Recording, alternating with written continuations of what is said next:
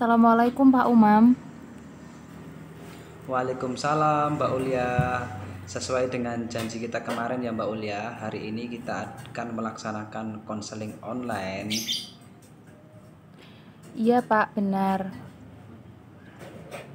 Bagaimana kabar Mbak Ulia sekarang?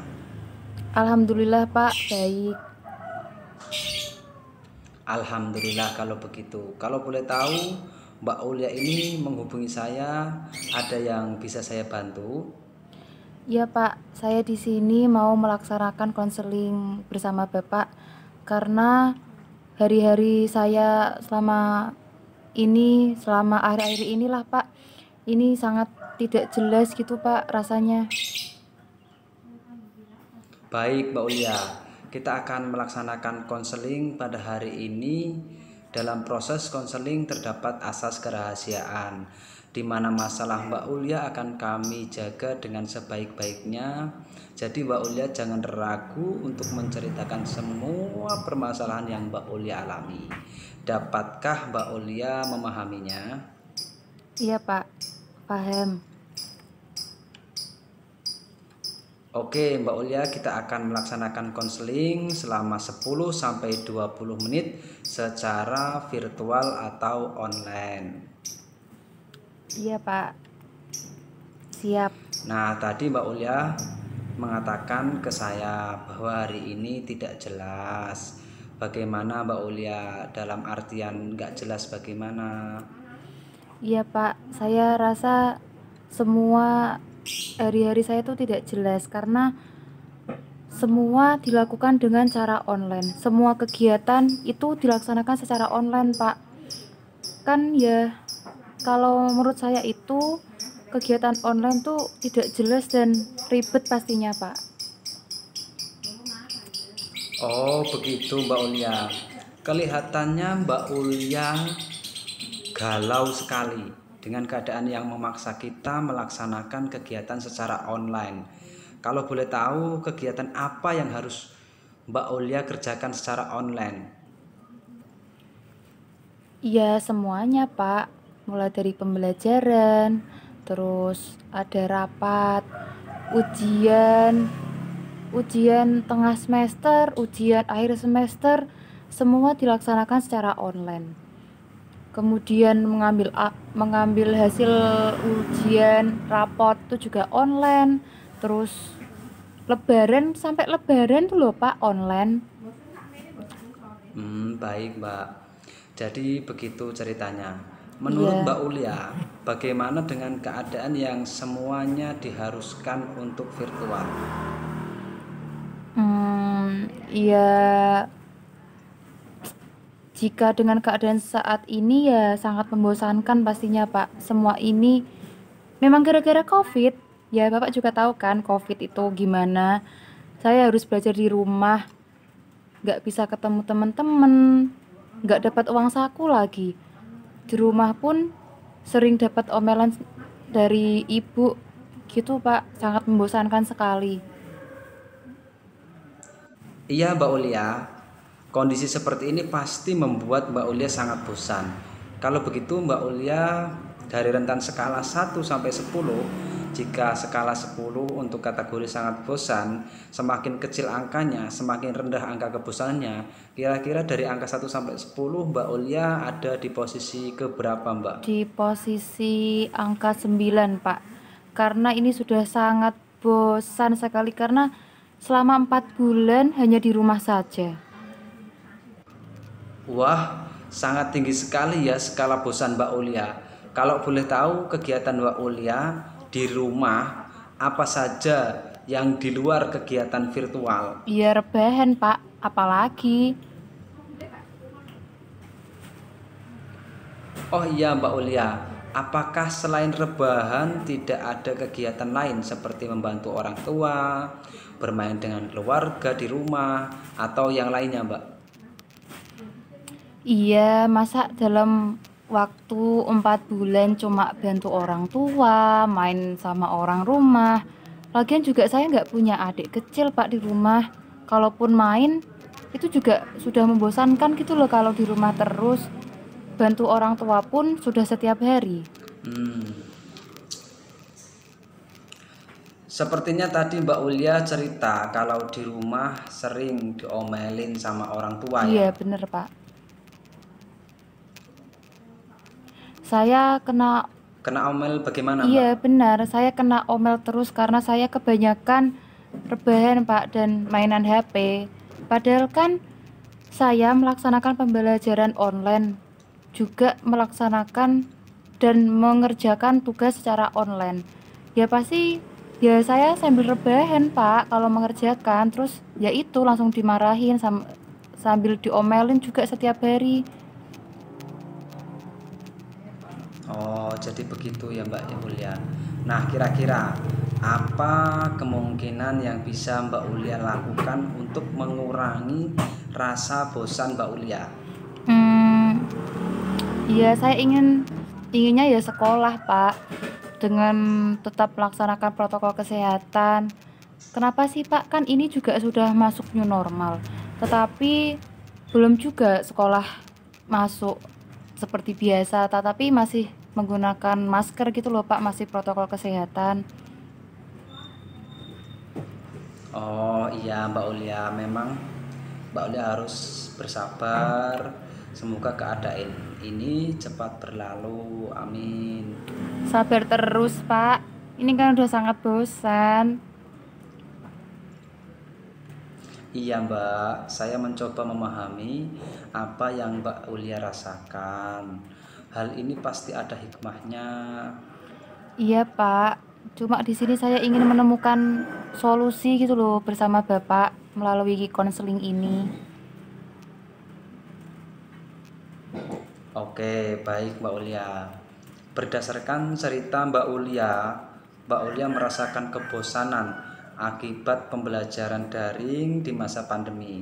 Jadi dalam proses konseling kali ini bertujuan untuk manajemen emosi dan kebosanan yang Mbak Ulia alami dan rasakan. Betul Iya, seperti itu, Pak. Mbak? Benar. Oke, Mbak Ulia. Dalam konseling kali ini kita memakai teknik yang sesuai dengan permasalahan yang Mbak Ulia alami, yaitu teknik miracle question dan scaling. Kalau boleh tahu apa itu, Pak? Oke, Mbak Ulia, itu adalah teknik yang sesuai dalam permasalahan yang Mbak Ulia hadapi. Bahwasanya teknik miracle question itu nanti saya akan bertanya kepada Mbak Ulia dengan pertanyaan seandainya. Sedangkan teknik scaling itu seperti yang sudah kita lakukan saat saya bertanya tentang skala tadi di atas. Begitu Mbak Ulia. Oh, iya. Iya, Pak. Bisa dicoba. Ya Mbak Ulia, kita lanjutkan. Jika boleh saya tanya, seandainya keadaan COVID-19 ini sudah membaik, sudah boleh beraktivitas seperti biasa, apa yang Mbak Ulia lakukan sekarang? Seandainya COVID ini sudah hilang, saya ingin sekolah, masuk sekolah, belajar kelompok bersama teman-teman saya, jajan bareng di kantin, pulang sekolah bareng sama teman-teman. Setelah pulang sekolah main, mungkin ke rumah saya atau ke rumah teman saya, terus belanja bareng teman saya, beli jajan di pinggir-pinggir jalan, kan gitu kan seru, Pak. Cukup banyak ya yang ingin Mbak Ulia Ya lakukan. banyak pastinya, Pak, setelah 4 bulan di rumah. Seandainya besok pagi nih Mbak akan berangkat sekolah, apa yang Mbak Ulia persiapkan? Iya, saya menyiapkan jadwal pelajaran, makan, lalu mandi, terus siap-siap berangkat naik sepeda, Pak, bareng teman-teman, terus nungguin teman-teman juga, terus pulang sekolah bareng, berangkat sekolah bareng naik sepeda, gitu kan seru, Pak. Wah, saya juga jadi keingat masa sekolah dulu. Memang asik kalau sekolah itu Mbak Ulia ya. Iya banget lah, Pak, bisa main ke kantin sama teman-teman, dapat uang saku lagi, bisa main pas istirahat, juga nggak bikin jenuh, Pak, nggak kayak pas di rumah kayak gini. Lalu seandainya Mbak Ulia di rumah saat tidak pandemi gini, apa yang Mbak Ulia lakukan? Ya, saya mengajak teman-teman datang ke rumah, walaupun cuma main atau kadang belajar kelompok. Apalagi tugas banyak, Pak. Nggak kayak sekarang ini, udah tugas banyak, online lagi. Wah, Mbak Ulia ini orangnya ceria ya. Banyak teman, orangnya sering berinteraksi. Betul begitu ya, Mbak ya? Ya pasti, Pak. Iya, Mbak Ulia. Namun saat ini anjuran dari pemerintah akibat pandemi, saat ini semua kerja, belajar, beribadah, semua di rumah saja untuk memutuskan mata rantai penyebaran COVID-19. Memang Mbak Ulia mau di masa pandemi sekolah masih melakukan kegiatan pembelajaran. Namun siswa-siswi, teman-teman, dan guru Mbak Ulia terjangkit COVID-19. Iya juga sih, Pak. Tapi kan nggak kayak gini juga di rumah terus selama 4 bulan. Betul Mbak Ulia, saya mengerti apa yang Mbak Ulia inginkan. Dalam 4 bulan ini juga bukan waktu yang singkat. Pasti setiap siswa-siswi berada di titik jenuh, menginginkan beraktivitas seperti biasa. Namun kita harus menerima situasi yang sedang terjadi yang menimpa Indonesia hingga dunia.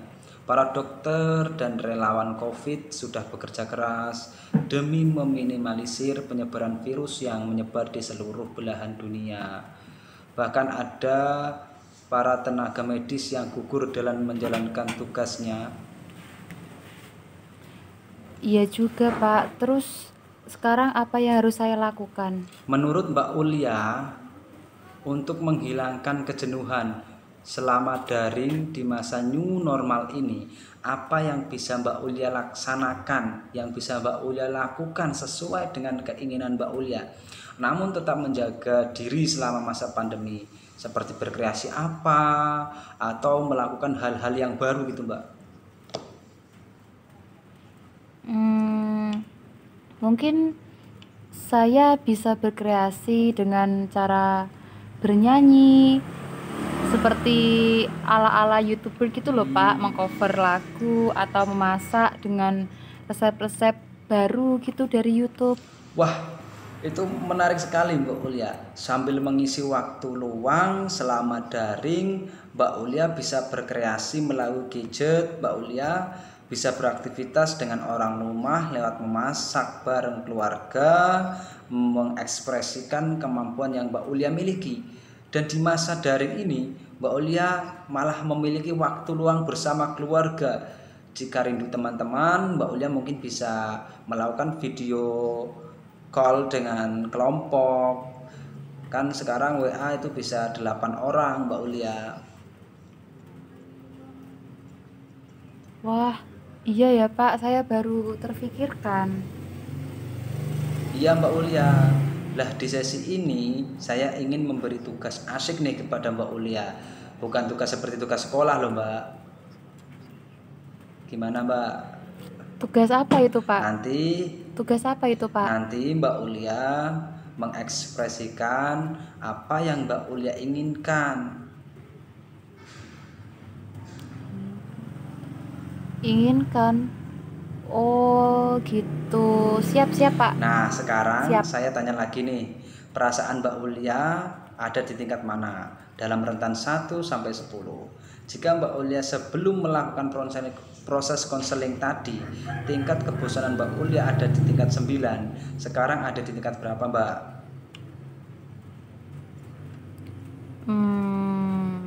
5, Pak.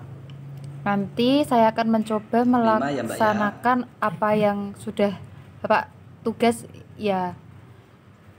Nanti saya akan coba melaksanakan tugas tadi yang dari Bapak untuk mengekspresikan keinginan saya untuk mengurangi tingkat kebosanan saya di rumah. Bagus, Mbak Olia. Semoga dalam proses konseling kali ini Mbak Olia menemukan pandangan baru dalam melakukan aktivitas daring ke depannya.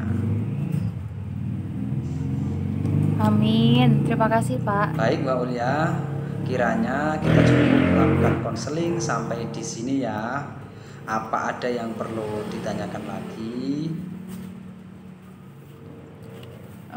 Mungkin untuk kali ini sudah dulu, Pak.